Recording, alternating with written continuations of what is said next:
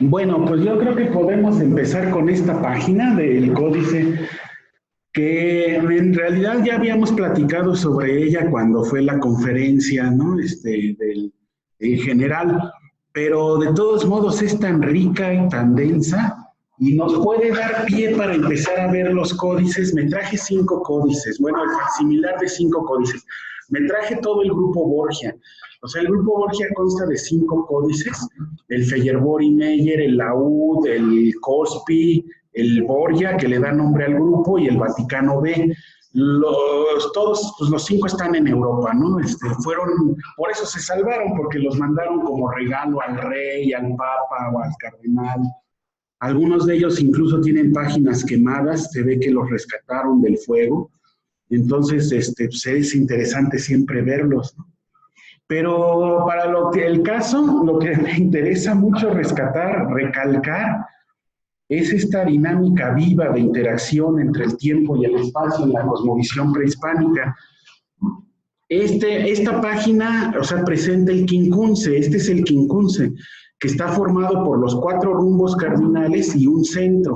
O sea, no son nada más los 4 rumbos cardinales, el centro funciona como un rumbo. Y esto fue tan determinante que es prácticamente lo que se puede ver en las bases piramidales principales desde Teotihuacán hasta la zona maya. Esto perfectamente podría ser, por ejemplo, el castillo de Chichén Itzá visto desde el aire, la cúspide y las 4 escalinatas de los 4 lados. De hecho, en el Templo Mayor, eso es lo que hicieron en una de las exposiciones. Esta página de códice la recortaron y la plasmaron sobre una base piramidal. Pero también Tenochtitlán dividido en los 5 barrios, donde el centro sería el Templo Mayor y estaban los 4 barrios indígenas que formaban Tenochtitlán, que se conservan hasta nuestros días, porque ya que llegaron los españoles, conservaron la traza de los 4 barrios indígenas, pero obviamente los exorcizaron. Primeramente los exorcizaron y los... ahí entró alguien. Elizabeth. Lourdes Viveros. Ah, Lulu, ¿cómo estás? Okay. No sé qué es. A ver. Ok.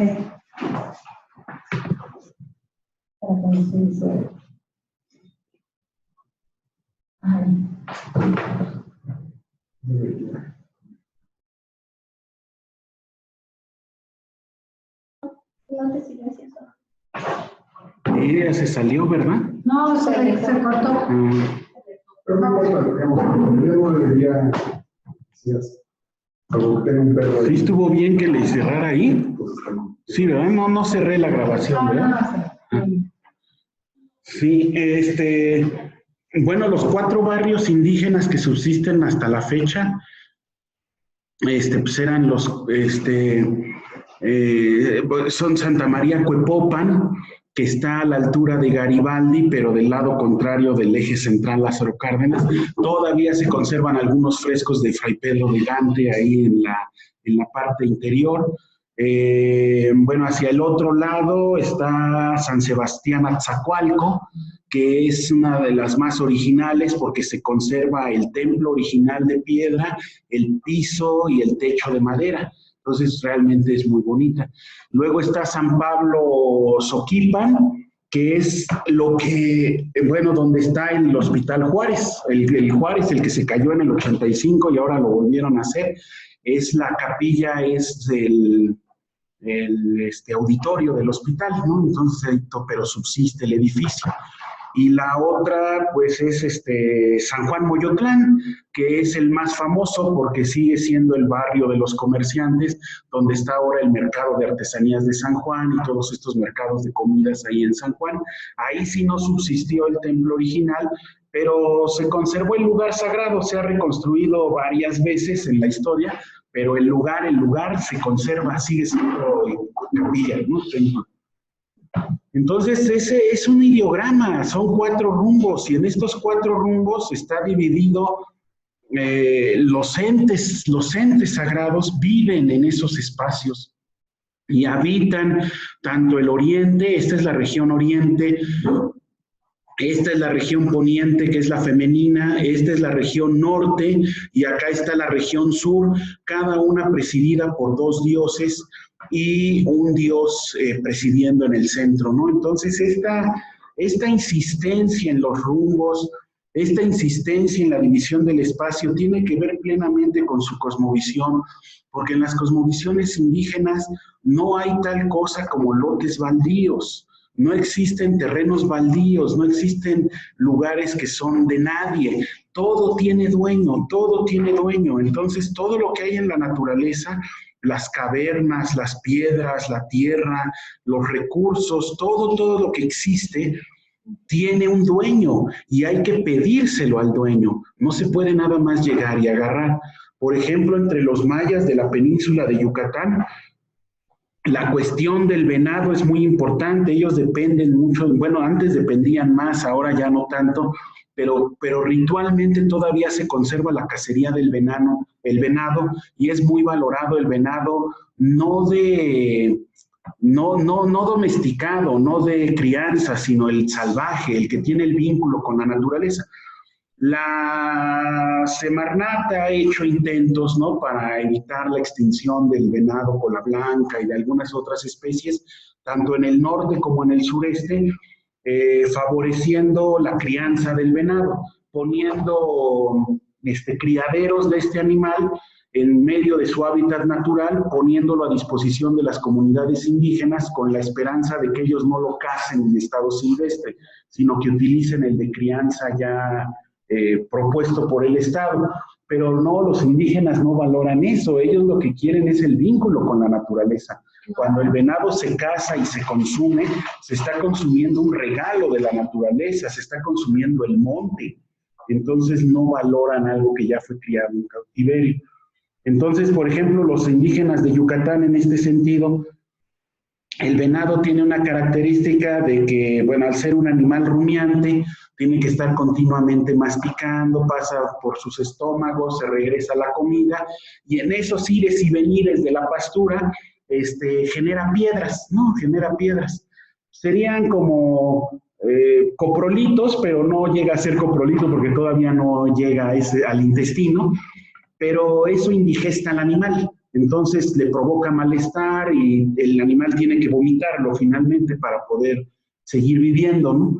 Esa piedra de hierba, en realidad es una piedra vegetal, una piedra de hierba que se le atora al venado, es algo común, es un malestar estomacal común en el venado.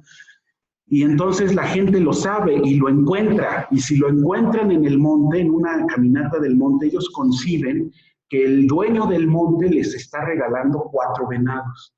O sea, cuando un campesino encuentra esa piedra de pastura, se la queda y entonces tiene derecho a cazar 4 venados, pero porque el señor del monte se los dio, porque el dueño de los venados se lo dio, no porque él sea un buen cazador y puede salir nada más y disponer indiscriminadamente de lo que hay. Todo tiene dueño y hay que pedirlo. Entonces, en ese sentido, vean cómo cada región del universo, presidida por una divinidad e infiltrada en él cierta parte del tiempo, nos genera una concepción donde para lograr el equilibrio es necesario no solamente la cuestión espacial, sino también el tiempo, lo frío, lo caliente, lo masculino, lo femenino y un cierto equilibrio entre estas fuerzas existentes en la naturaleza. Y esto permea totalmente su concepción de la salud y la enfermedad. Cuando una persona se enferma de susto o que empieza a tener malestares y la tienen que curar, el curandero tiene que hacer varias preguntas que a nosotros nos suenan muy extrañas, pero dentro de su cosmovisión es lo más normal. Tienen que saber en qué lugar le pasó algo, si se asustó, si recuerda algún evento que lo haya hecho sobresaltarse, en dónde fue, qué región del universo fue, en el oriente, en el poniente, en el norte, en el sur. Si fue antes del mediodía o después del mediodía, porque una cosa es el tiempo diurno del amanecer al mediodía y otras divinidades rigen del mediodía al atardecer y otra cosa es la noche. También en otras culturas, ¿no? también, ¿no? Sí, porque es una concepción donde el mundo no se está rigiendo por leyes inmutables y eternas, sino que se rige por voluntades. Entonces, todo el universo está dividido en parcelas donde las divinidades que habitan cierto espacio se les ha dado el poder y el dominio sobre ese pedacito. Pero eso también permea la cuestión del tiempo, ¿no? Entonces, las divinidades que rigen en la noche le ceden su dominio a las que rigen del amanecer al mediodía. Y estas le ceden a las del mediodía al atardecer. Y estas le vuelven a ceder a las de la noche, ¿no? Entonces, es una concepción más de tipo dueños. Muchos antropólogos han insistido en este sentido que la traducción tradicional de dioses y demonios que los frailes hicieron en las crónicas del siglo XVI responde totalmente a su occidentalización. Ellos traían la idea de los panteones griego y romano y por eso se pusieron a denominar dioses a las entidades sagradas que encontraron en los panteones prehispánicos. Pero en realidad una concepción autóctona de la divinidad, de estos personajes sagrados en la Mesoamérica, tiene más que ver con una concepción de dueño, el dueño. Conceptualmente es el dueño, muy semejante a los conceptos o a la forma como conciben a la persona que no es asalariada. O sea, el que no se tiene que rentar para vivir, el que es dueño de algo y lo trabaja, el que tiene su molino, el que tiene su camioneta, el que tiene su recurso para vivir y lo trabaja y no le tiene que dar cuentas a nadie. En ese sentido, esa catalogación de dueños es la que parece acercarse más a cómo culturalmente los indígenas conciben a sus divinidades. Entonces, rigen sobre un espacio y un tiempo determinado.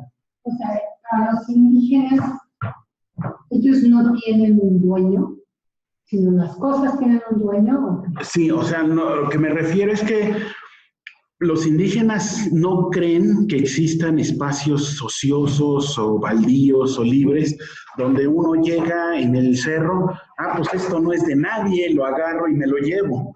Este árbol acá en el monte pues no es de nadie, está muy lejos, nadie lo reclama, no está bardeado, entonces lo agarro y me lo llevo. No, ellos creen que todo tiene dueño. Lo veas o no, todo tiene dueño. El conejo tiene un dueño, el venado tiene un dueño, el árbol tiene un dueño. Si lo quieres, lo necesitas, lo puedes tomar, pero tienes que dar algo a cambio. Y pedir permiso, respetar, ¿no? Mostrar respeto. Entonces, lo necesito, me lo das y te lo cambio. Te doy una ofrenda, te doy otro artículo, te doy algo para que tú me des este bien que yo necesito y que no haya después problemas, malos entendidos o cosas de ese tipo. Sí. Es muy común eso, muy común. Entonces, eso es muy interesante porque nos mete en una concepción totalmente mesoamericana del tiempo y del espacio. Cada lugar está regido por divinidades y cada lugar, cuando está bajo el influjo de un tiempo diferente, se convierte en un espacio totalmente otro. Es decir, el mismo espacio que vemos en la mañana, en el atardecer, tiene otra connotación, otros poderes y otras energías. Y en la noche es otra cosa, ¿no? Es otra cosa. Y de eso hablan mucho contemporáneamente estos encantamientos, ¿no? Es muy común encontrar relatos de encantamientos entre los pueblos indígenas, donde una persona es como llevada. Le decía el tiempo sagrado, ¿no? Sí, bueno, el espacio sagrado. El tiempo y espacio sagrado, pero en ese sentido el tiempo y espacio sagrado podría ser en cualquiera de estos cuadrantes y en cualquier momento, cuando los separamos ritualmente a través de oraciones, libaciones y preparación de un terreno para hacer un ritual particular. Pero más bien me refiero a que para nosotros un lugar es el mismo lugar, pues siempre, ¿no? Esté lloviendo o esté haciendo sol, o sea de mañana, sea de tarde o sea de noche. Eso es muy occidental. Pero para los indígenas es decisivo si es en la mañana, si es en la tarde o si es en la noche, porque la conjunción del espacio concreto más las influencias de las divinidades que están habitando ese espacio, según sea mañana, tarde o noche, determinan la energía que se pone en juego en ese lugar. Entonces, por ejemplo, los encantamientos que les decía, o sea, los relatos de los encantamientos son muy interesantes porque se supone que de pronto pueden abrirse dimensiones, ¿no? Puertas que te llevan a otra dimensión, donde el mundo corre paralelo, la gente normal, digamos, corre en paralelo del que es encantado. Y el que es encantado en un mismo espacio es llevado como en otra dimensión, donde ni ve a los otros y los otros no lo ven a él. Y entonces generalmente esos encantamientos pasan en la tarde o en la noche. En el momento crucial, ¿no? Liminal del atardecer y el anochecer, cuando se está pasando del tiempo diurno al nocturno, o del nocturno al diurno en el amanecer, es cuando se dan esos encantamientos. Y la persona puede ser secuestrada, ¿no? No reconoce el lugar. Aunque sea el lugar cotidiano, el camino de su casa a la milpa, no lo reconoce. No sabe dónde está, da vueltas, toda la maleza se cierra, machetea, se trata de abrir camino, pero no logra ubicarse, hasta que por fin de alguna manera sale del encantamiento, reencuentra su camino a su casa y al llegar pues se da cuenta que lo que él creyó que eran 3, 4 horas, pues en realidad ya pasaron una semana, semana y media de su ausencia. Eso es a lo que me refiero. Y eso se explica a través de esta concepción. Y no es un influjo de algo. No, es totalmente, pues digamos, en conciencia, ¿no? En vida de conciencia. Es interesante porque al menos conceptualmente nos está hablando de que estas visiones siguen vivas y operativas en la cultura.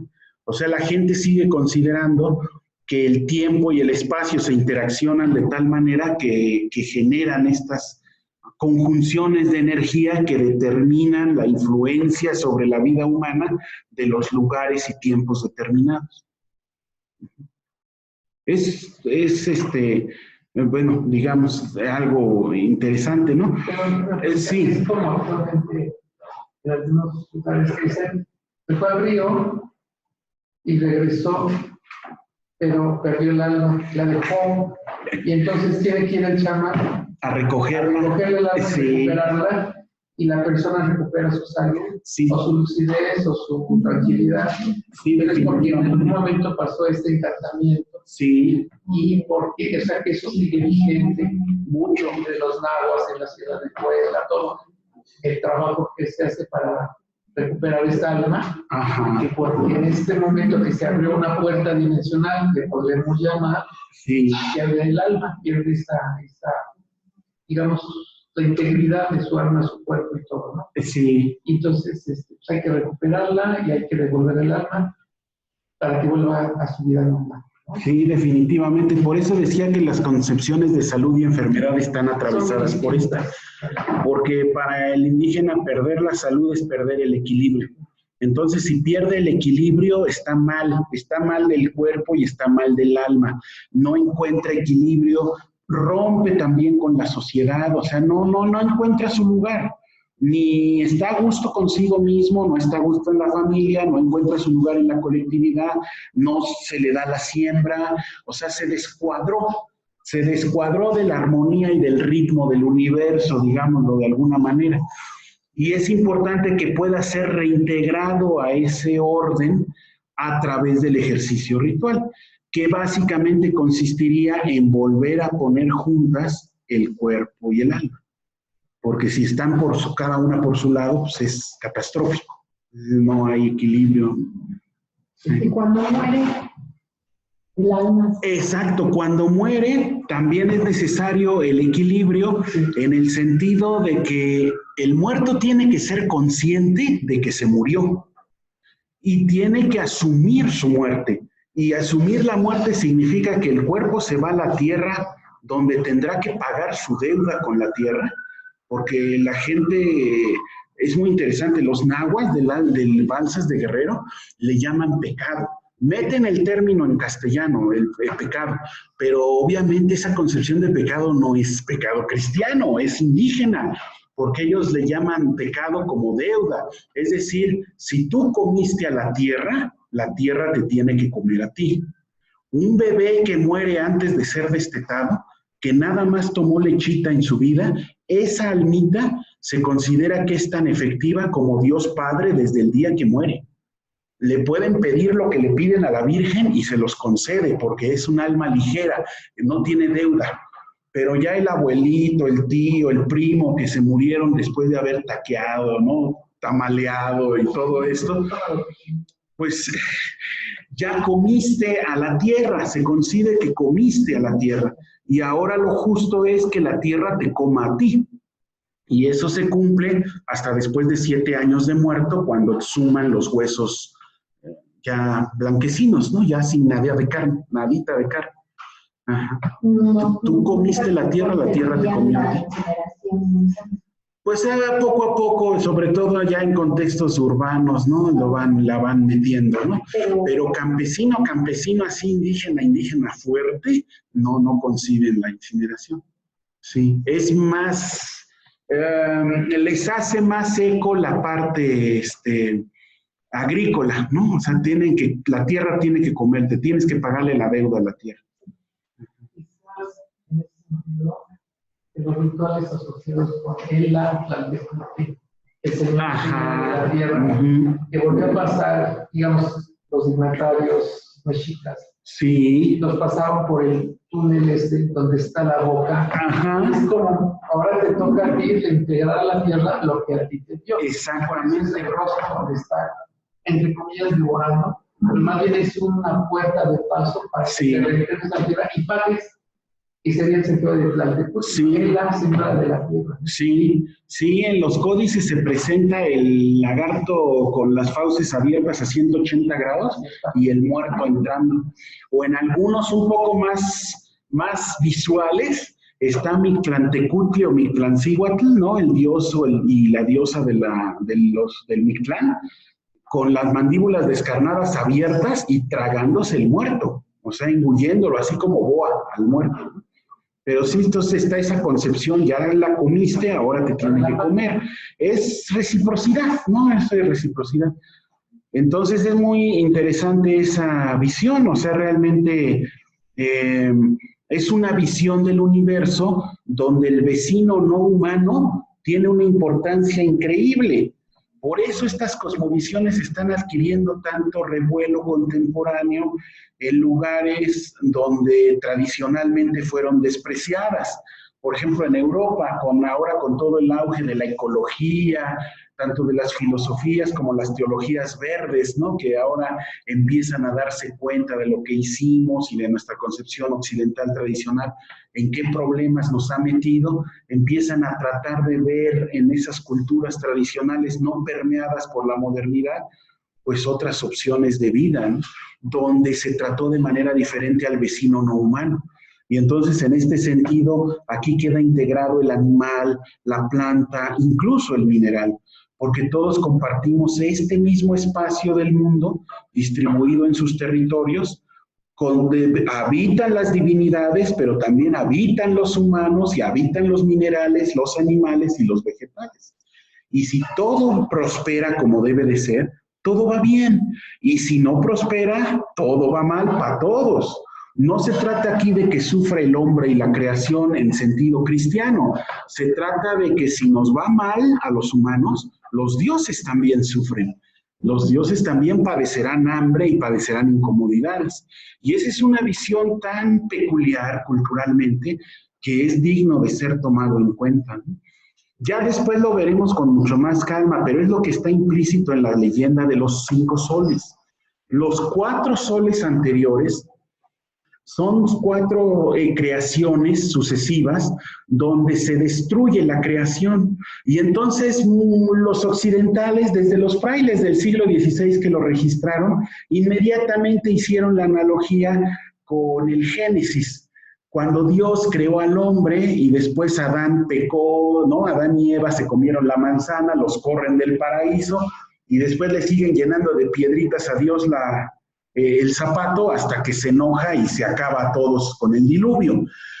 Pero aquí hay algo muy diferente, porque los 4 soles anteriores de la cosmovisión náhuatl no hubo ninguna transgresión del ser humano. No se destruyeron porque el ser humano hiciera algo pecaminoso o algo perverso que les hiciera mejor, ya lo destruimos. No, los animales tampoco, los vegetales tampoco. Más bien fueron 4 eras donde no hubo equilibrio, pero el equilibrio no existía entre los propios dioses. Eran pleitos entre los dioses. Los dioses se peleaban, sobre todo Quetzalcóatl y Tezcatlipoca, como las dualidades día, noche, vida, muerte, ¿no? Estas 2 dualidades se peleaban continuamente y se llevaban entre las patas a la creación y la arruinaban. Y el quinto sol es tan interesante porque la idea del quinto sol es la idea de un pacto. Es un pacto donde las divinidades no solamente pactan entre ellas, sino que pactan con el ser humano. Y entonces, entre divinidades y humanos, vamos a asegurarnos de que esto funcione para beneficio de todos, animales, vegetales, minerales, dioses y humanos. La mitología griega, con Zeus. Cuando el cosmos, el surgimiento del cosmos. Zeus también, el surgimiento de Zeus realmente representa esta parte de poner orden. Orden, mesura, y no es tanto que se supriman las contrapartes, sino que haya orden y mesura. Subsiste esta dualidad, ¿no? Que yo creo que después de todo es inherente a las contradicciones propias de ser humano. Y entonces esto subsiste, no se eliminan, pero hay equilibrio. Hay una forma de equilibrar las cosas para que no nos destruyamos. Ajá. Y acá es lo que ocurre con el quinto sol, con Quetzalcóatl. Cuando pues él ofrenda su sangre y se autosacrifica sobre los huesos de los ancestros, surgimos nosotros más iguales, los merecidos por los dioses, y los dioses se inmolan en Teotihuacán para que el sol empiece a caminar en el cielo y entonces surjan los ciclos, la agricultura, el maíz, etc. Quetzalcóatl es decir, Venus, ¿verdad? Sí, Quetzalcóatl está hibridado ya, o sea, de hecho en el mundo náhuatl se le llama Ejecatl Quetzalcóatl, ya está hibridado. Ejecatl es una divinidad que provenía de la zona mixteca, viento, el dios del viento, pero fue tan importante y tan relacionada con Tlaloc y el cultivo del maíz y esta parte benévola al ser humano en cuanto al ciclo agrícola, que se fusionó con la figura de Quetzalcóatl. Entonces ese Ejecatl Quetzalcóatl, lo mismo que pasó entre los mayas con Kukulcán, ¿no? Se convierte en Kukulcán por influencia tolteca y ya la presencia ya de esta figura venusina también. O sea, Kukulcán también es Venus, pero no tiene esa parte del dios del viento. Sí, también tiene la del viento, pero en la zona maya, pero por la zona maya. Por las plumas, pero también por digamos, el caracol.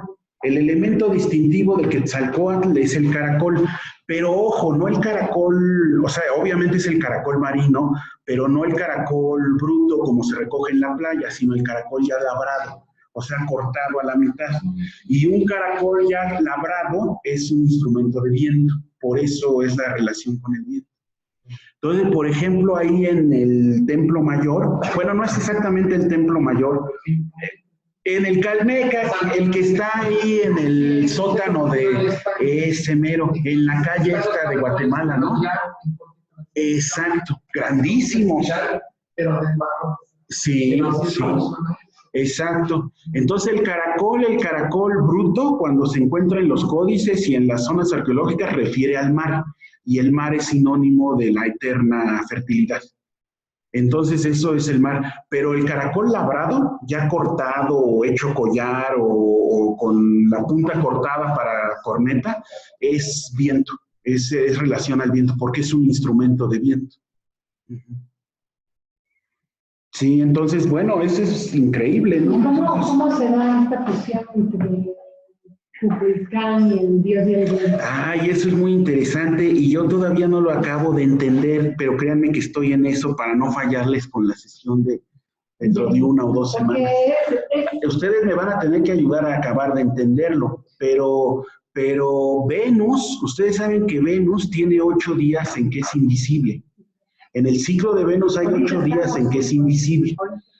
Bueno, esos 8 días de invisibilidad de Venus se relacionan con Quetzalcóatl. ¿Por qué? Porque Quetzalcóatl fue el encargado cuando los demás dioses le dicen, ya no hay seres humanos y está la tierra despoblada, entonces vete al Mictlán y rescata los huesos de los ancestros. Quetzalcóatl desciende al Mictlán, muy parecido al relato del Popol Vuh, cuando los gemelos primordiales en el relato maya del Popol Vuh bajan al infierno, y no es nada más bajar al infierno y ya, sino que hay que ser astuto para bajar al infierno. Bueno, entrar cualquiera entra, ¿no? Pero salir, la cosa es salir y estando vivo. Como Ulises cuando va con Tiresias, ¿no? Al inframundo. Entonces, ajá, también, sí. Entonces, cuando Quetzalcóatl baja al Mictlán, desaparece y después emerge triunfante trayendo el envoltorio sagrado de los huesos de los ancestros. ¿Eso qué pasó? Florescano lo dice, ¿no? Tal vez no hay en memoria indígena, pero en otros lados de su obra los menciona. Pues obviamente cuando llegan los frailes y empiezan a predicar de Cristo, que lo mataron y que se murió y que lo entierran, que se va a la región de los muertos y a los 3 días regresa triunfante, es Venus. O sea, Cristo se relacionó con Quetzalcóatl tal cual. Pero los indígenas, ¿por qué relacionaron Quetzalcóatl con Venus? Porque Venus desaparece 8 días en su ciclo y después regresa. Es Quetzalcóatl que baja al Mictlán, desaparece y regresa triunfante. Por eso se relacionó Quetzalcóatl. Y además es chistoso, porque si nosotros relacionamos la mitología griega con esto, cuando Prometeo se roba la carne para los humanos, no la vaca, entonces a los dioses les quedan los huesos. También. Pero para Zeus, los huesos, y para los dioses, son mucho más importantes, porque la carne desaparece de la comida. Sí. En cambio, ellos al tener los huesos, los dioses, son los cuidadores, como que dicen los huesos, también es la mitología. Sí, eso es muy interesante, muy, muy interesante. Sí, entonces hay una relación ahí, claro que aquí es Zeus. Pero esta parte uraniana con Venus, pues claro, Urano es el padre. Es el dios de los cielos. Exacto, exacto. Entonces en todas las cosmogonías siempre hay esta sí, sí, es muy interesante eso. Sí, totalmente. Es maravilloso esos empates. Esas sincronías son fascinantes. Además de que el cristianismo no ha querido hacer mucho ruido al respecto, pero los máximos títulos que se adjudica a Jesucristo en las Escrituras, el Hijo del Hombre, o sea, la resurrección, pues ya estaba presente en Dionisios, ¿no? El título de Hijo de Hombre también viene de esas concepciones arcaicas, ya tal cual el título. Y Zeus significa el nacido de la Virgen también, ya venía desde los egipcios, etc. Todas las tradiciones del Asia, no son mucho. Sí, es muy interesante. Yo diría, por lo del equilibrio que estabas mencionando de la concepción espaciocultural, que no es tanto del castigo, sino que en cuanto se distorsiona ese equilibrio energético, hay que restaurarlo para que las cosas vayan bien. Ya sea desde una enfermedad de una persona hasta toda el destino de una ciudad o de un pueblo, ¿no? Que hay que ver, y eso me recuerda mucho también la parte taoísta confuciana en China, que también habla mucho de que hay guerra y enfermedad porque se ha dislocado el orden y el equilibrio en el universo, ¿no? Nos entraremos a la parte de esta, no sé si el inconsciente colectivo, donde se comparten este tipo de concepciones, quizás con distintas formulaciones vestimentas, pero la noción fundamental en Corea también, el chamanismo, se hace un kut, se hace una limpia de una casa, como está actualmente los chamanes aquí. Pero no es que te van a quitar el diablo, todo, se va a restaurar un equilibrio energético, está faltando en una casa, en una familia, las grandes empresas coreanas, Samsung, cualquier planta que inaugura, se hace un ritual chamánico, número 1, para pedir permiso a los señores de ese lugar que puedan poner su fábrica o ocupar ese lugar, que aquí tú lo mencionas. Y en segundo lugar, para también, con la irrupción y el desorden que van a meter al poner una fábrica, o sea, tratar de compensar ese desequilibrio que se va a producir. Y estamos hablando de Gyeonggi y de Estados Unidos, y hacen esos rituales chamánicos, que vuelve esto que tú decías, me llamó la atención, me decías, la enfermedad es el equilibrio que se quitó, que por alguna forma, pero hay que restaurar, ¿no? Sí, definitivamente. Y es lo que estas concepciones y funciona en un telón de fondo cultural. Sí. Yo también creo que está muy relacionado América indígena con Oriente, con Lejano Oriente, porque en el fondo es una concepción donde no estamos rodeados de cuerpos inertes. La naturaleza y todo lo existente tiene alma y tiene voluntad y capacidad de decisión. Entonces, por eso esa voluntad y esa capacidad de decisión puede ser suavizada igual que interhumanamente con regalos, con ofrendas, con sobornos. De alguna manera interactuar ritualmente para tenerlo contento, suavizar su carácter, que no se enoje tanto, que me sea favorable. Pero para Zeus es muy mal una persona que no abre las puertas de su hogar, o sea, también es muy bonita la mitología griega. Está mal dicho. O sea, el ser hospitalario es muy importante para toda la cultura de Zeus en la mitología griega. Entonces, incluso en la mitología griega, cuando no eras hospitalario, era malo. O sea, si llegaba alguien, no le ibas a preguntar ni su nombre, ni nada. No. Le ibas a dar de comer, le ibas a dar regalos, le ibas a dar todo, lo ibas a poner. Hasta el día siguiente le preguntabas quién era y a qué venía. Pero es una concepción muy linda, o sea, esta parte como decir, yo te abro las puertas de mi casa, y si te abro las puertas de mi casa, es porque confío en que tú no me vas a hacer un daño. O sea, hay este respeto como de, ¿no? Para mí la diferencia radical que hay entre Occidente y las culturas tradicionales del resto del mundo fue que el Occidente llegó un momento en el que a través de su racionalización y todo este proceso cartesiano, ¿no?, de la modernidad, se empezó a considerar dueño de todo, dueño. Y las culturas tradicionales, desde mi punto de vista, nunca se consideraron dueñas, se autoconciben huéspedes de este mundo. Y ser huésped cambia la actitud, porque ser huésped implica respeto, cuidado, no es mío, no tengo derecho a destruirlo. Exacto, y hay otros huéspedes y es para todos. Siempre ves un paisaje, las montañas, las nubes, el mar, y en chiquito aparece en una chocita o una barquita en el río un señor con su sombrerito. Es decir, soy parte de, no soy el eje ni el centro. Sí. Es lo que la inflación de ego del siguiente, ¿no? Sí, aunque después Campbell, con toda esta parte de arquetípica, sí tiene un conflicto. Sí, Campbell sí llega a tener un conflicto. Sí, como que dice que no todo está en el inconsciente colectivo. ¿Qué es lo que después voy a meter yo a esta parte de tu libro? Sí, en la clase. Sí. Bueno, pues sí, está. Vamos a comparar. Es que yo tengo que estar comparando porque por eso voy a hacer la conferencia. Sí, no, siempre es interesante esas comparaciones.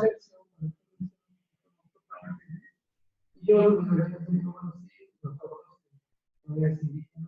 pues parte de la parte comunitaria, pues, China, Corea, China es su cultura madre y la tenemos que tomar mucho de ella. Y esto que es la hospitalidad, eso es en Oriente, es muy importante. Y esta es una tradición indoeuropea. Así es. O sea, Zeus realmente no es un dios totalmente griego, no. Tiene una influencia indoeuropea que también es muy interesante. Sí. Ese es su origen, quizás se remonta allá y de ahí quién sabe dónde más. Y empezamos a hallar esas raíces comunes de donde están surgiendo. Porque Venus no nació en Grecia, nació en Chipre. Es otra cosa que también, o tenemos a Atenea Tectonia. Tampoco es totalmente griega, o sea, hay toda una fusión de... Sí, no, pues hay que remontarse antes, porque inclusive todavía Zeus y eso es el patriarcado griego, pero hay que ver las diosas anteriores en Grecia, antes de que llegara a Zeus. Y hay un matriarcado de diosas, ¿no?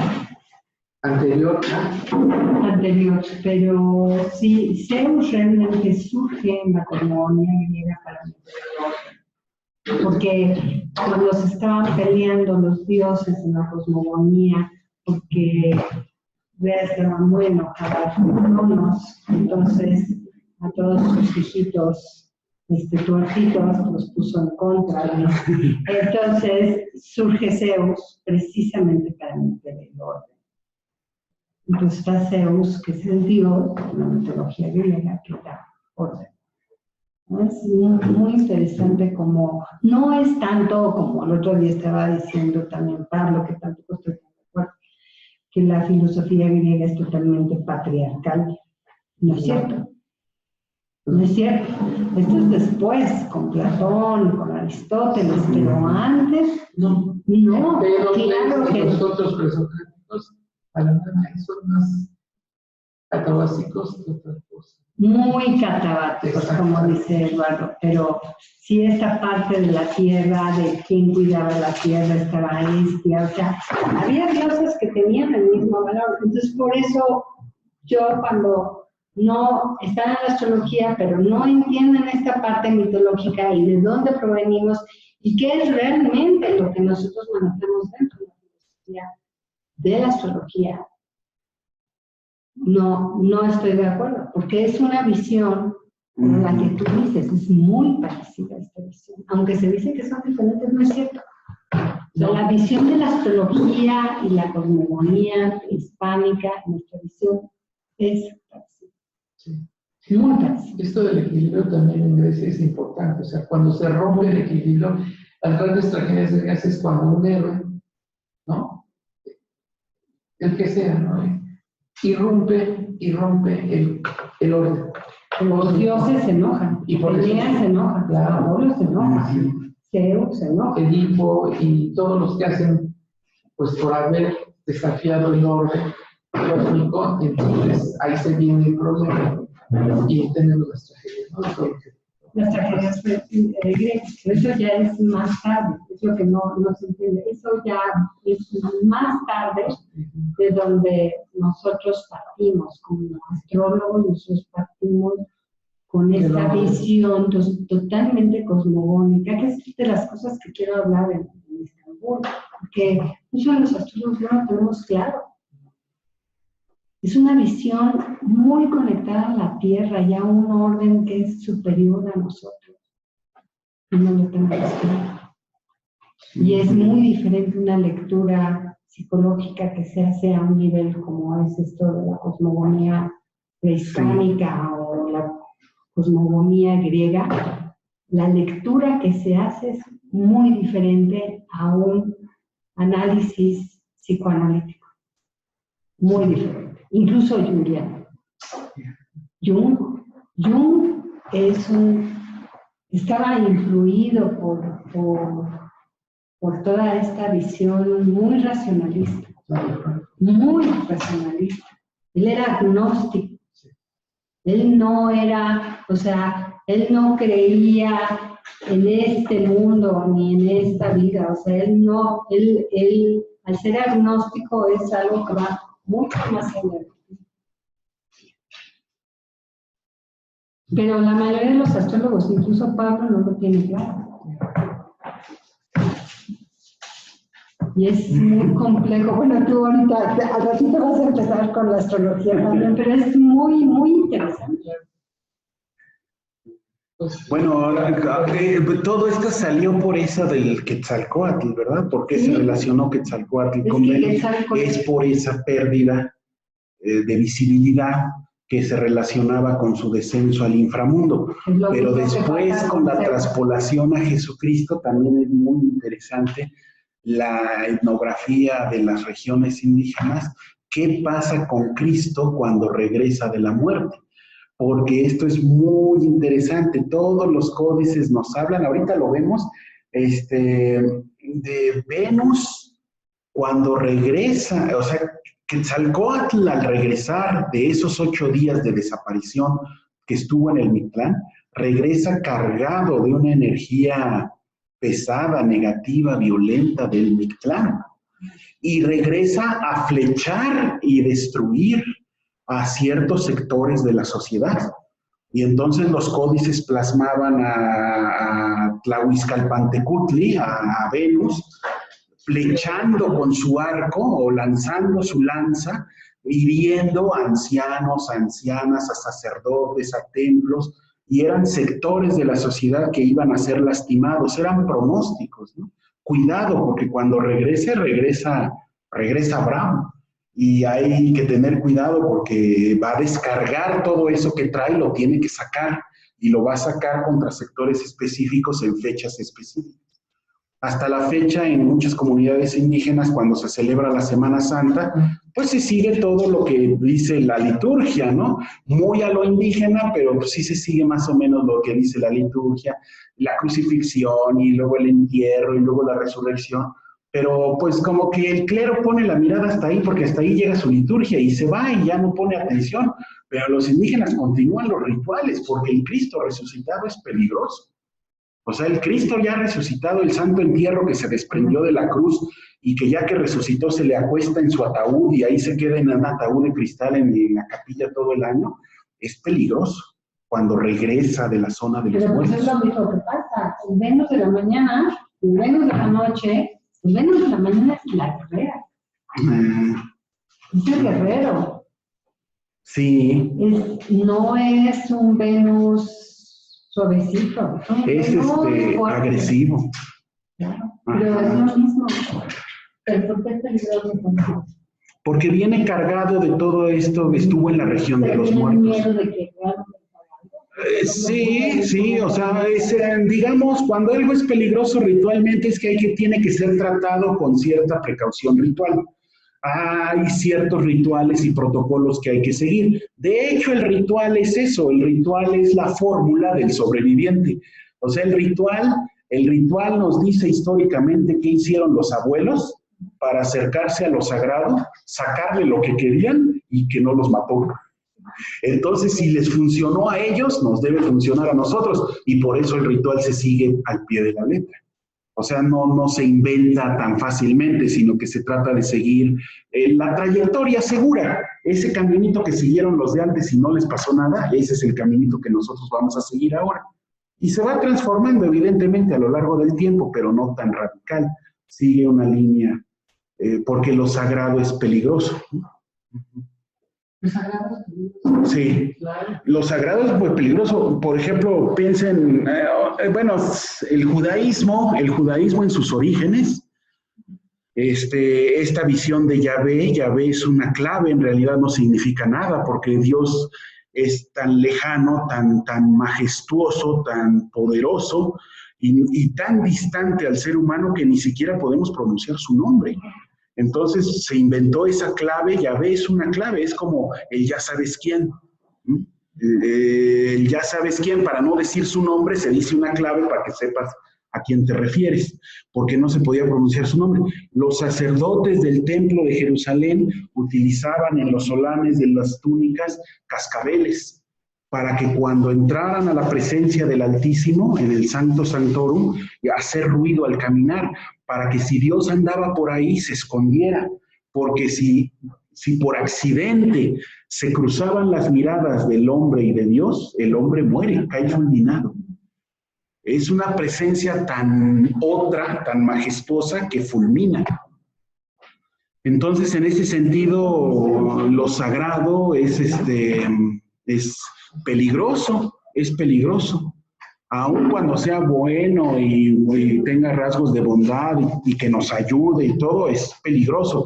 No porque sea malo o porque quiera hacernos mal, sino que la distancia ontológica entre lo divino y lo humano es tan grande que nos puede achicharrar. Es demasiada fuerza, demasiada energía, nos aplasta. Es como si trajeras 5 gramos de uranio, así como si trajeras, no sé, un vaso de agua y de repente se te cayó. ¿Verdad? O sea, está el poder contenido allí, sí. Que por eso tienes que tener un ritual cuidadoso, como si un protocolo de manejo de 5 gramos de uranio, ¿no? Sí. Con eso vuela la Tierra, ¿no? Entonces, por eso es el cuidado del ritual. Ese no te sea, que sea malo. Bueno, pero yo me imagino, ¿no? O sea, el equivalente de una cosa. Es mucha energía. Mucha energía. Sí, lo tengan. Sí. Porque es la explicación del árbol de la vida judío, y también son 10 hijos para que disminuyan la luz. Para que no se Sí, como. Pero la manejas, pero no te quedas y dices, no, pues no, porque te resuelves. Exacto. Sí, mucha luz para nuestra película, ¿no? Entonces, nos vela, entonces tiene que estar filtrado. Sí. Y eso es algo, pues, que debe ser tomado en cuenta. Entonces, pues sí, ciertamente eso es muy, muy curioso. Bueno, que en los Andes, no me acuerdo si ya les había contado, en los Andes todavía hay rituales donde si el garante del pecado entre los indígenas, si el garante del pecado es Dios, y Dios está muerto desde que lo crucifican el Viernes Santo a las 3 de la tarde y se muere, hasta el domingo en la mañana que resucita, pues entonces viernes en la tarde, sábado y la mañana del domingo, pues a darle, porque no hay pecado, no existe pecado. Si el pecado existe porque Dios vigila y Dios está muerto, esos 3 días no hay pecado. Entonces se llama tiempo santo. Orgía, cambio de pareja, incesto, lo que se imaginen se puede. Todo. Pero, o sea, la idea no es pecado. Hay una película que muestra eso, es Puerto. ¿Perdón? Pues. Miren, hay una película muy buena que les recomiendo, se llama Madeinusa. La muchacha, la pobre muchacha se llama así, Madeinusa, así le pusieron. Entonces, es de los Andes, habla de eso. Pues es triste y es dolorosa porque la muchacha, o sea, el papá y la muchacha, la etnicidad, medio se odia a sí misma por ser indígena, porque su mamá los abandonó por irse a la capital y obviamente probando las delicias de la capital jamás volvió al pueblo. Y el padre no le perdona eso a la mamá, entonces un conflicto muy fuerte y doloroso de etnicidad, que tiene que ver con discriminaciones reales. Pero sí, ese es muy interesante el ritual, porque el Cristo ya que se muere y todos están ahí, le lloran y todo, le ponen su toallita en los ojos para que ya no vea. No hay padre, no hay padre. Tampoco. Y entonces, entonces en ese momento declaran el tiempo santo y se vale de todo, se arma el zafarrancho. Se reúnen en la alcaldía, entran los hombres, luego entran las mujeres, todos se conocen, pero se pasean todos entre todos y cada quien escoge la mujer con la que va a pasar la noche. Todos se emborrachan. No, es de todo. Y entonces ya el domingo de resurrección, pues en la mañanita, ¿sí? Ya hasta que el último se subió el cierre y los pantalones y todo, ahora sí ya le quitan la venda al Cristo y entonces ya todos bien portados porque vuelve a haber pecado. Ahora sí, si haces algo, así te va. Muy interesantes esas visiones, o esas reinterpretaciones desde la óptica indígena nos deja ver esta visión de universo más vecinal, ¿no? Vecinal, en realidad es una convivencia vecinal y en la convivencia vecinal lo que importa son las relaciones sociales. Y entonces el culto, en realidad el culto indígena no es un acto de sumisión ante un ente todopoderoso, sino es un acto social de reciprocidad. Te doy en la ofrenda, pero me debes un buen temporal, me debes la cosecha, me debes la salud, me debes prosperidad. Y si no me la das, te puedo exigir, así como le exijo a alguien que le pagué y no me cumplió. Bueno, yo creo que sería bueno que veamos los códices porque si no nos va a ganar el tiempo y nomás pasearon. Además, creo que sí. Yo creo que leer estos documentos, pues obviamente se necesita nutrir desde varias vertientes, ¿no? O sea, desde lo que dicen los cronistas, porque es lo más cercano que tenemos a lo que les contaron, aunque recordemos que los cronistas ya les filtraron, ¿verdad? Porque estaban los textos, no querían que estas cosas del diablo siguieran, entonces le metían tijera a las narraciones.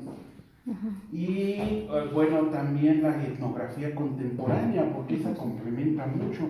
Por ejemplo, este que vimos, de aquí este cosmograma de los 4 rumbos y el centro, vean cómo las páginas que siguen es una secuencia uno por uno, los 9 señores de la noche que están acá distribuidos en el espacio. Entonces vamos a tener a los 9 dioses ya uno por uno con un pronóstico. Y esto es muy interesante porque estas son mesas de ofrenda. O sea, esas ya son cosas de ofrendas. Y eso no se entendería sin la etnografía contemporánea. Porque en la etnografía contemporánea todavía los grupos indígenas, anahuas, en la Huasteca, en Oaxaca, utilizan mucho lo que son las ofrendas contadas. Entonces son muy complicadas ofrendas donde, si se dan cuenta, aquí hay secuencias de números. O sea, la raya es 5 y el punto 1. Entonces tenemos repetidamente 11, 11, 11, 11, ¿no?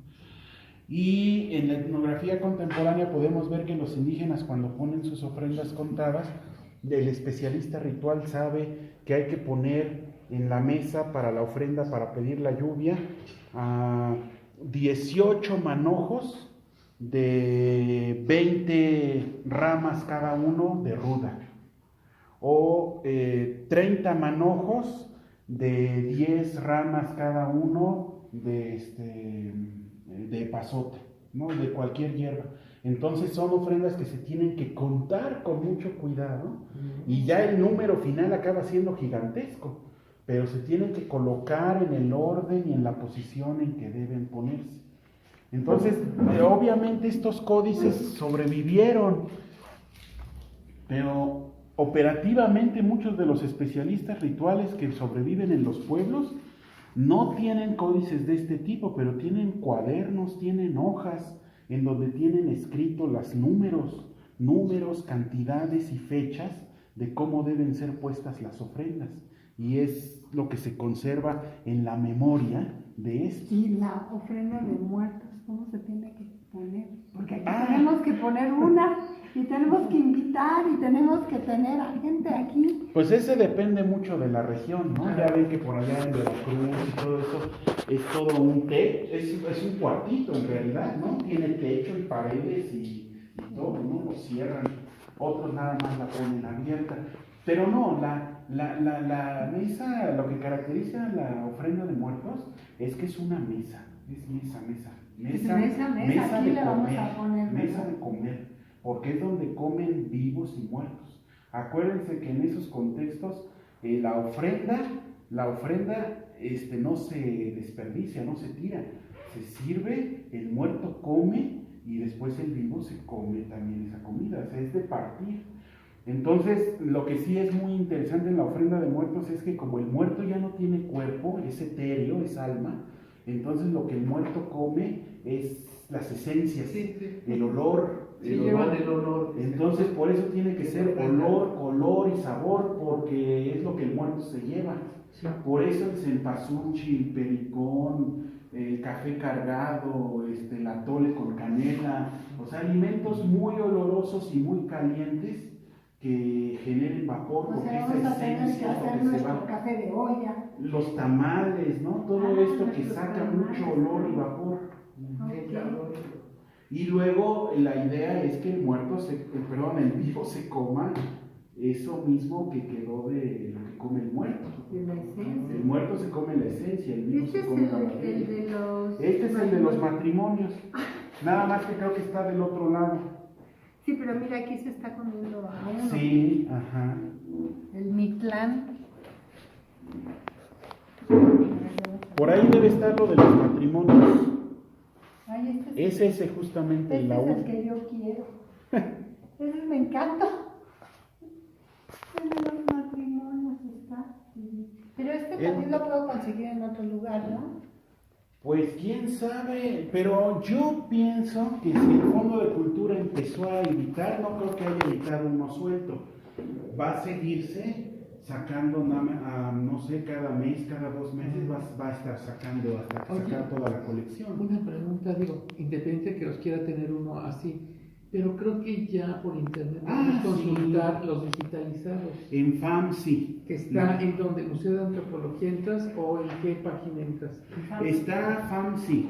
Bueno, sí, estos prehispánicos están en FAMSI. Es la Fundación para el Avance de las Investigaciones Mesoamericanas, pero las siglas son en inglés.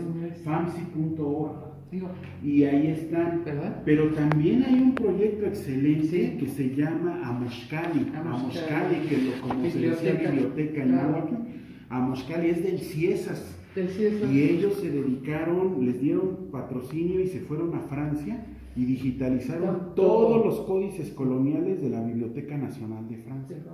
Hay unos pues consultar en línea, ¿no? Sí.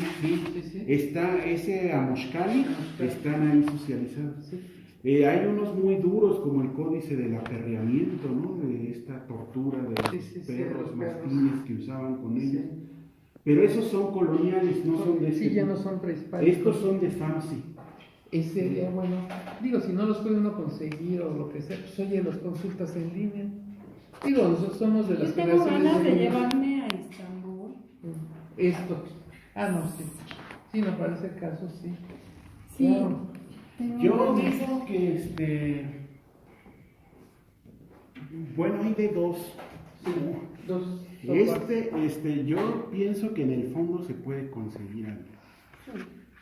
Ahora, Yo vi la página donde compré el de García Granados, que venden el de García Granados. Luego, este sí estaba agotado, este sí fue muy raro.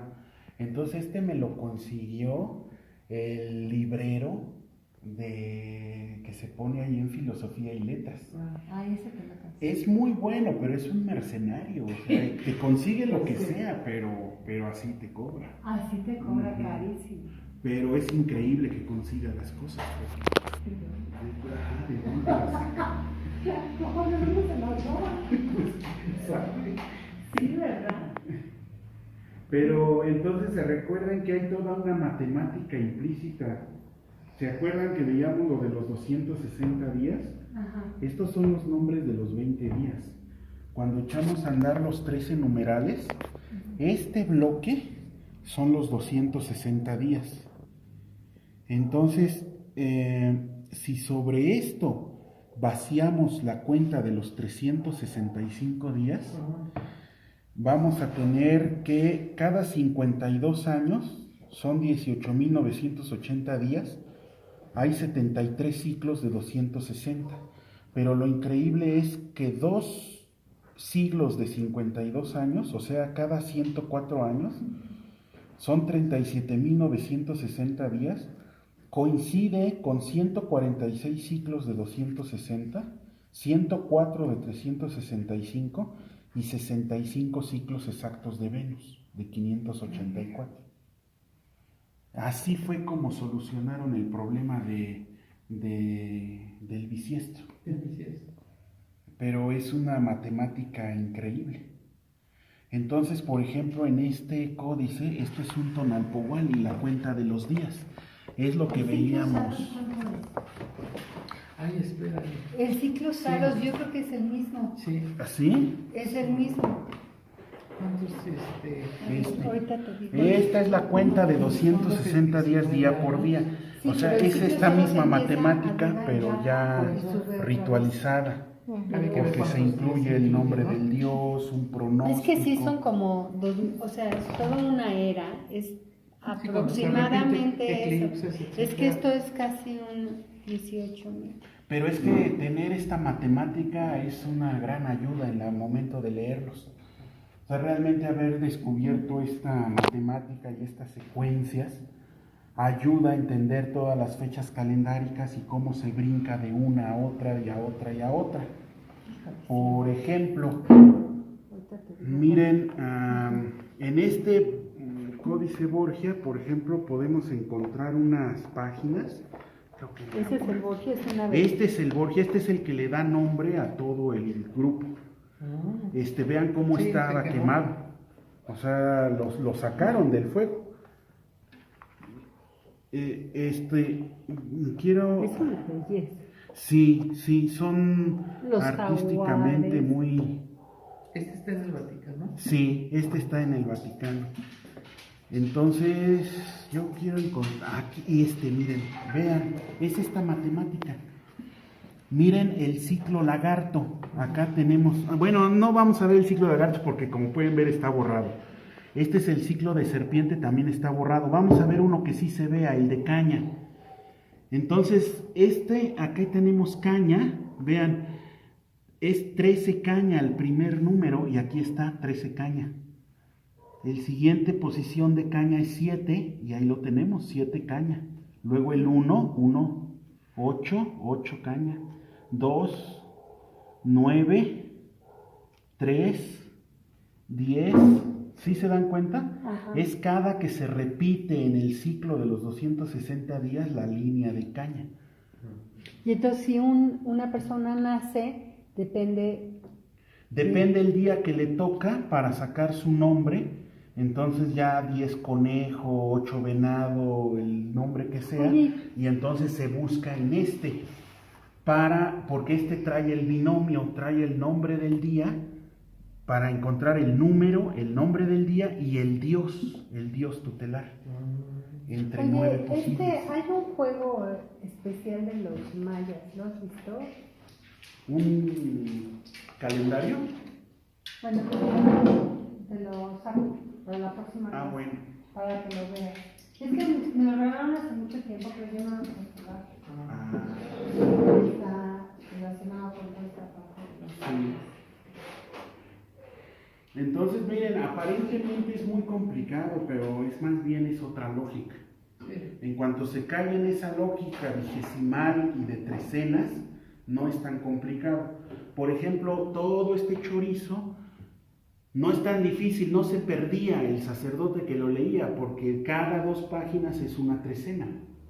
Entonces, cada 2 páginas tenemos del 1 al 13, no tienen que venir contando de uno en uno hasta acá. Cada 2 páginas es 13. Cada 2 páginas empieza desde el 1 al 13, 1 al 13, 1 al 13. Son como sus efemérides. Astrológicas. Sí, Sí. O sea, los videos donde aparece la posición de los planetas Ah, por cada día y en cuántos minutos y todo. Que eso es muy astronómico, perdón. Sí. bueno, este es un venado. Que antes comprábamos las efemérides. Este, Hay un lío. no se refiere a un dios en específico, más bien es el venado. Pero aquí lo importante, alguien mencionó una vez, ¿quién? De López Austin, el libro este de Cuerpo Humano e Ideología. Ah, sí. Pues Este refiere mucho a eso, porque miren cómo en el cuerpo del venado, en la pata derecha tiene el signo hierba, en la otra pata la caña, en un cuerno el movimiento, en otro cuerno el sopilote, en los ojos, en la boca, en el estómago, en el vientre, en el pene, en la cola, en una pata, en la otra pata tiene signos. Eso quiere decir que más o menos había ciertos estándares de qué signos de días se relacionaban con qué enfermedades o malestares de las partes del cuerpo. Y eso pues era muy importante para el equilibrio, para el diagnóstico exactamente. Wow, están divinos. Sí, es una maravilla esto. No, es una maravilla. Y como el de García Granados es mucho más grande, ¿verdad? Sí, porque el García Granados ya está hecho sobre papel europeo. Estos están hechos sobre, es piel de venado. Okay. Es piel de venado recubierta de estuco y sobre eso se pinta. Entonces son muy delicados porque no es solo que la piel se vaya a perder, sino que si se cae la cal que cubre la piel, ahí es donde está la pintura. Y se cae. ¿Y por qué no los hicieron en amate o...? Pues también hay en amate. ¿Sí? Por ejemplo, el Códice Boturini o la peregrinación está sobre amate. Pero si pintas sobre amate, se te va toda la pintura. También el amate le tenían que encalar. Y la encalada era lo que garantizaba que no se te vaya la pintura. Para todo usaban cal. Sí, porque si pones pintura sobre la piel o sobre el amate, se chupa y se mancha todo y no queda atrás. Pero pues, imagínense tantos años y con tantas vicisitudes, ¿no? Mira, Se lo llevaron y lo trajeron. El Tzolk'in. Ajá. El Tzolk'in es igual que el Tonalpohualli para los nahuas. Okay. O sea, este Tzolk'in es este ciclo adivinatorio. Y bueno, hay todo un juego. La próxima semana lo subo. Ajá. Y aquí son los instructivos, a ver si nos enseñas cómo jugar esto. No, pues no lo conozco, no sé. Bueno, es que aquí estamos, la información va y viene, ¿verdad? No sé, no hay problema. Pero creo que es Bruce Scofield. Ese yo lo he visto en otros libros. No, Bruce Scofield es el que más se puso a investigar sobre la astrología maya. Pero ya tiene, yo Ya le murió. conozco, sí, claro. Ya murió, pero este cuate investigó muchísimo sobre la astrología. Sería muy interesante que dice el ciclo de Venus, porque Venus para los mayas también. Ese ya es de internet. Sí, es el Famsi. Sí, está muy bien, ¿no? Sí. Pues, Y en internet se ve. Está muy interesante, ¿eh? Sí, porque se pueden ampliar y no se dispersa mucho. Y se pueden descargar libremente. ¿Ya ves?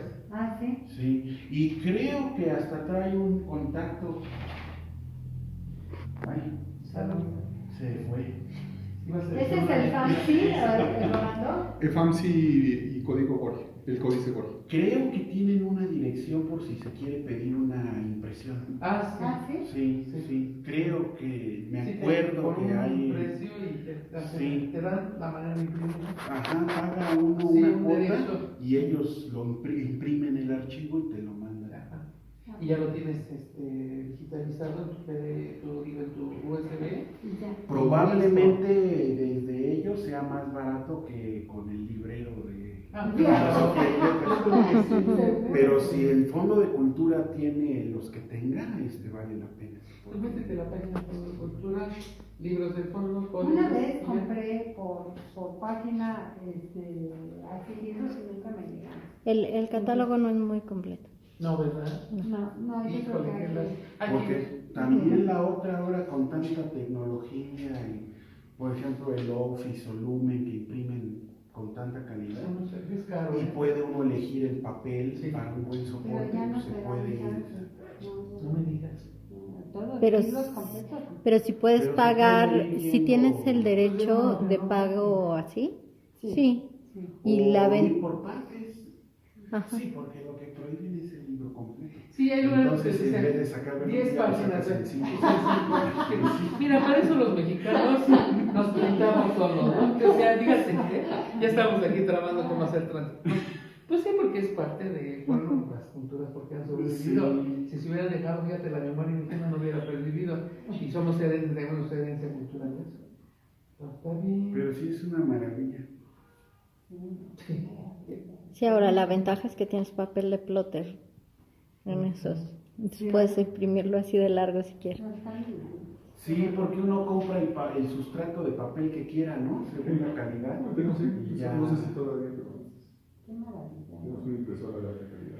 Y vean cómo esos cosmogramas se repiten, ¿no? Por ejemplo, acá tenemos este círculo nuevamente. Es circular, pero tiene una entrada y tiene estas salidas. O sea, nuevamente la idea del 4. O sea, las danzas, ¿no?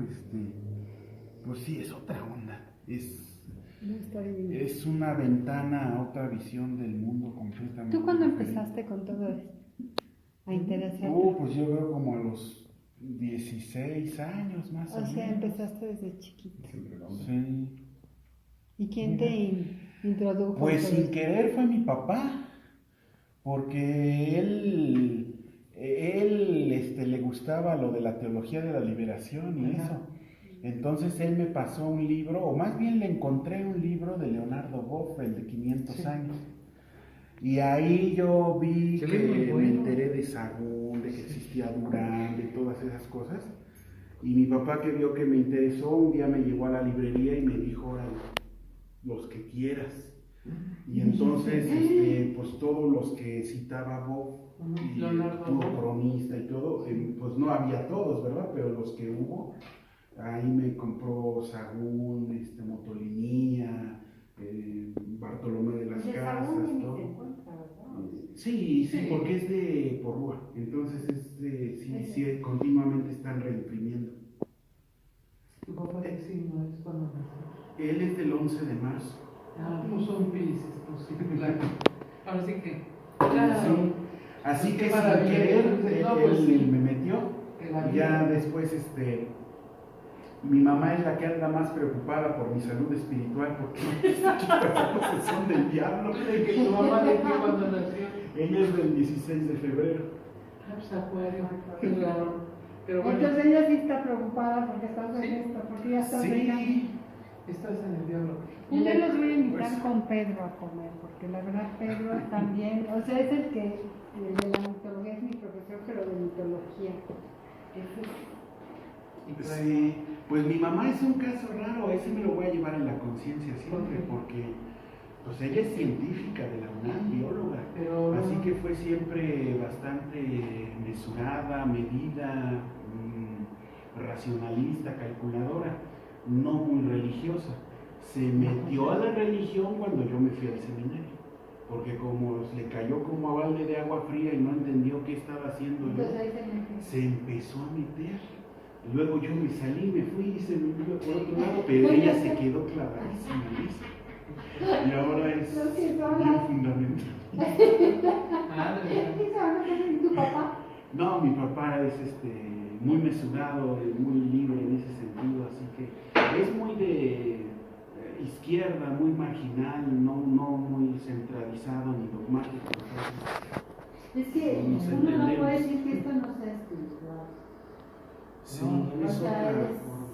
es otra forma de ver la vida, pero sí, es muy espiritual. Mucho. ¿No? O sea, tienes toda una visión de la vida muy diferente. ¿Qué es esto? Claro.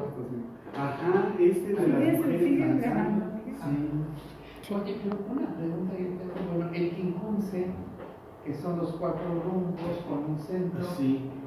digamos que simbólicamente, como es algo que digamos está presente en todo esto mesoamericano, ¿qué nos dice? ¿Qué significa ese equilibrio? Ustedes no hablamos del universo. Entonces, ¿qué sería ese equilibrio del universo? Yo creo que sí tiene la idea de equilibrio, pero también la distribución en departamentos, digamos que distribuye el universo en condominio. O sea, no es un solo territorio para uno solo, sino que hay divisiones claras y entonces en cada división presiden ciertos dioses y esos dioses son dueños de ciertas cosas en específico dentro de ese territorio en igualdad de circunstancias con otros vecinos divinos, pero también humanos, naturales y etc. Pero yo pienso que es más bien como una distribución departamental, como no todo es lo mismo, hay regiones, hay divisiones claras. Y entonces hay que tener claro en dónde estamos y quién le toca regir, quién preside, quién es el dueño, quién es el señor en ese lugar. Sí, es como un poquito. Ok, sí. Y que tienes que respetar ese orden. Bueno, no se le puede pasar por alto. Sí. Existe esta cuestión de que son las distribuciones del universo también. Hay mundos en el universo. Sí. Y también no se construye en cualquier lado, porque hay una energía determinada y hay un propietario de esa energía. Sí, porque Corea lo tiene mucho. ¿Sí? Porque No Corea, igual que México tenía la traza con las calzadas que sobreviven hasta hoy, Corea también tenía las calzadas, pero tienen que estar alineadas para que capten la energía. Cuando los japoneses invadieron Corea, a propósito, enterraron barras de hierro en algunos lugares del paisaje para romper el flujo de energía desde esta cosmovisión. Y truncaron las avenidas, les rompieron la cuadratura. Los coreanos hasta la fecha siguen lamentándose porque las avenidas que pudieron enderezar las enderezaron, pero algunas ya no pudieron hacer nada, o sea, porque la forma como las truncaron y se construyó la ciudad implicaría tirar un gran porcentaje de la ciudad para poder enderezarlas. Ya no se puede. Y ya no, eso todavía hasta la fecha les pesa. Claro. Pero hay expediciones arqueológicas contemporáneas de gente que anda buscando esas barras de hierro para liberar a la tierra de esa herida que los japoneses les hicieron. Los japoneses son libres, ¿no? Pues no, bueno, son unas. Es como imperio, conquistador. Pero es interesante cómo se dañan uno al otro, no físicamente, sino a través de estas concepciones. No, pero obviamente, porque finalmente la cultura madre es china, esta concepción de energía es china. Y aunque les pese a los coreanos y los japoneses, su cultura madre es china. Sí. O sea, uno no puede conseguir como para nosotros el latín. Claro, o la mejor, pues, proporciones guardadas. Tienes que estudiar México aparte, Mesoamérica a partir de los Olmecas, mínimo, y ya de ahí, bueno, ya te vas. Y tú cuando estudias Corea o Japón, en por ejemplo en México, tienes que tomar China a fuerzas. ¿Por qué? Porque es una cultura madre. A ellos no se los digas porque les cae gordo, ¿no? Pero, y esto parte de esta parte de la ordenación del cielo y la tierra es chino, ¿no? Pero ellos sí creen fervientemente, y los japoneses también, a ver dónde construyeron el Palacio de Akasaka, con esos principios, ¿no? Porque es su cultura más china, Corea también. Y claro, cuando los japoneses quieren dar la torre a ellos, dicen, o sea, te voy a dar la torre con la cuestión telúrica, ¿no? Y digo, eso lo sabemos, Notre Dame, Charlotte, la Basílica de Guadalupe, ¿dónde se construye? En lugares donde hay una energía de la tierra fuertísima, que tú vas y dices, ¿a qué eso no te curas? Pues sí, porque allí la tierra te está dando las cosas. O sea, allí hablamos de un principio universal que no es nada más una cosmovisión, ¿no? Hay una cuestión energética presente, queramos reconocerlo o no. Si luego me dicen, no tiene que ver, no. Sí, y es fácil de rastrear, porque en realidad en México la geografía sagrada cambió muy poco. Sí, ¿verdad? Muy poco. O sea, sí fue una imposición vertical, una golpiza tremenda. Pero se respetó, o sea, que construiste Cholula y creció encima de la pirámide. Exacto. Está la catedral, pero a un lado ni siquiera le hicieron encima del templo mayor. No, está de Tonatiuh ahí en el. Sí, Sí. Sagrario, en fin, ¿no? Está El Pocito y la otra. Ajá, la pero sigue y los petróleos. Chalma. San Miguel del Milagro, allá al ladito de Cacastra, ¿no? O sea, realmente no cambió No. la geografía. El lugar sagrado prehispánico sigue siendo lugar sagrado. Colonial. Sí, Cacastra es genial, es muy interesante. Mi gato que me decía fuera de Con el azul maya, ¿no? Sí, le puse la serpiente. Sí. Es muy gracioso. No, pues es que son energías. O sea, energías. tú lo que estás haciendo hoy es magia talismánica, ¿no? Las bóvedas Goya en el Vaticano, las cámaras Goya, pues, ¿qué tienen? A Jesús, no, tienen a Venus, tienen a Saturno, es una magia talismánica, ¿no? Salir en el video. Mi gato. Tu gato. Mi gato luchando con. Ahí está, en el pasillo, ¿verdad? Ajá. El gato. A ver, Es que. Aquí. Ajá, es que tenía. Es